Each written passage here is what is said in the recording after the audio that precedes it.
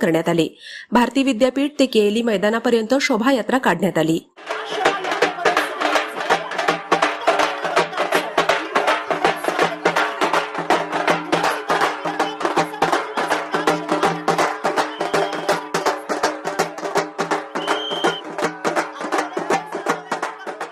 राम, लक्ष्मण, सीता यांची बग्गीतून मिरवणूक काढण्यात आली।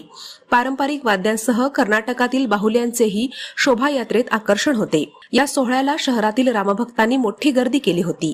नमो देवाय महादेवाय शिवाय सततं नमः नमः प्रकृते भद्राय नेत्रपर्णास्मताम् ओम श्री देवी पूजनांच्या घरचे आवाहनयामी आवाहनक्षतां समर्पयामि। देवी जय महिषासुरमर्दिनी सुरवरीश्वर वरदे तारक संयमनी जय देवी प्रसन्न वदने प्रसन्न होसे दासां क्लेशापासून सोडवी थोडी भोपाशां अंबे तुझ वाचोड